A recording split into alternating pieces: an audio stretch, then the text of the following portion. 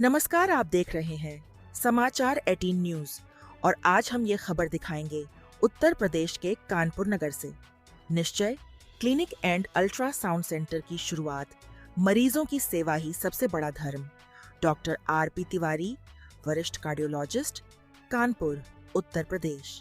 यदि आप काकादेव या उसके आसपास बेहतरीन अल्ट्रासाउंड एवं क्लिनिक की कर रहे हैं तलाश, तो अब आपके क्षेत्र 101 ग्राउंड फ्लोर शताब्दी एनक्लेव, आरएस पुरम, काकादेव में खुल चुका है निश्चय क्लिनिक एंड अल्ट्रासाउंड सेंटर, जिसकी शुरुआत रविवार को मुख्य अतिथि अमिताभ वाजपेयी विधायक आर्यनगर विधानसभा के द्वारा फीता काटकर की गई।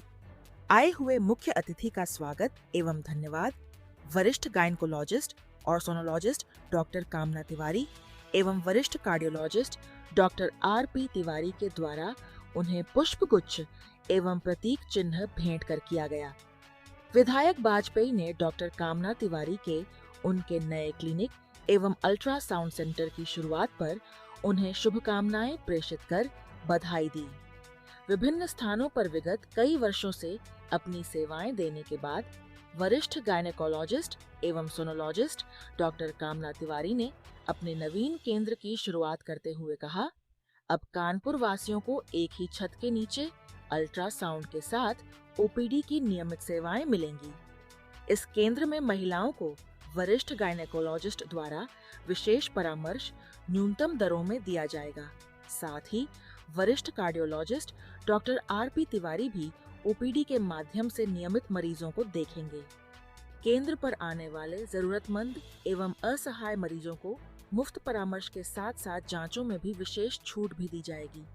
वही एक सवाल के जवाब में वरिष्ठ कार्डियोलॉजिस्ट, चेस्ट फिजिशियन एवं पूर्व सीएमओ डॉक्टर आरपी तिवारी ने बताया कि पिछले कई वर्षों के प्रशासनिक एवं तकनीकी अनुभव के साथ हमने इस नवीन केंद्र की शुरुआत की है।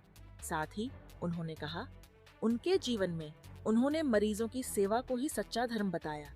साथ ही नए चिकित्सकों को एक संदेश देते हुए कहा, कुछ गलती मरीजों की होती है और ज्यादा गलती चिकित्सकों की, क्योंकि वह मरीज को समझ नहीं पाते हैं और उन्हें उचित परामर्श नहीं दे पाते। हमारा काम मरीजों से धन लूटना नहीं है, बल्कि मरीजों की हैसियत देखकर उनकी फीस निर्धारित कर उचित सलाह देना है। यही हमारा ध्येय रहा है और रहेगा। उत्तर प्रदेश के कानपुर नगर से जिला ब्यूरो चीफ सागर गुप्ता की खास report. RP Tiwari, cardiologist, chest physician and retired CMO. मुझे दोनों तरीके का अनुभव है, प्रशासनिक भी है और तकनीकी भी है। मैंने जो अपने जीवन में पाया, ये पाया कि कुछ गलती मरीज की होती है, कुछ गलती डॉक्टर्स की। डॉक्टर्स की गलती ज़्यादा है क्योंकि वो अपने मरीज को कन्विंस कर नहीं पाते और हमारा काम सिर्फ धन लूटना नहीं है। हमें हैसियत देख के अपने एक फीस को निर्धारित करिए और उचित सलाह। ये मेरा एम रहा है, यही मेरा एम शुरू से वही एम मेरा आज भी है।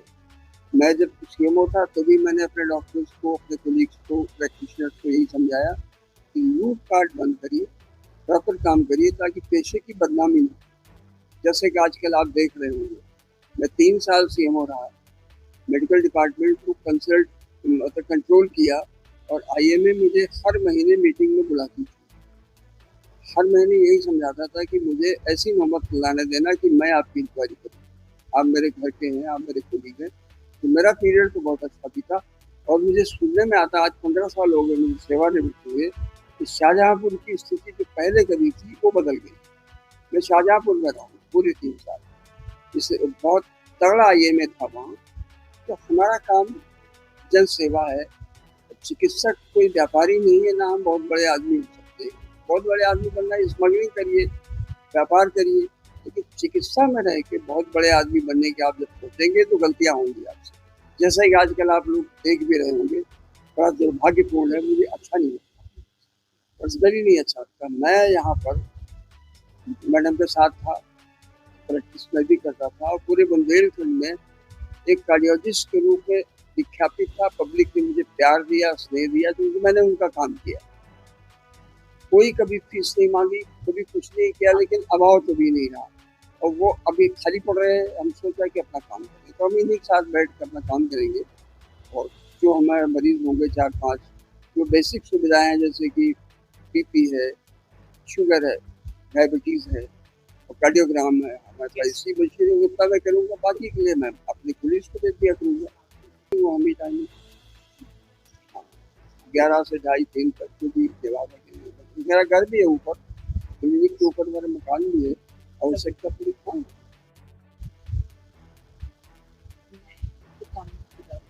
गायनेकोलॉजिस्ट एंड अल्ट्रासाउंडोलॉजिस्ट आज की तिथि में मैंने एज ए गायनेकोलॉजिस्ट कानपुर बसलिन ईएसआई के थ्रू ज्वाइन किया।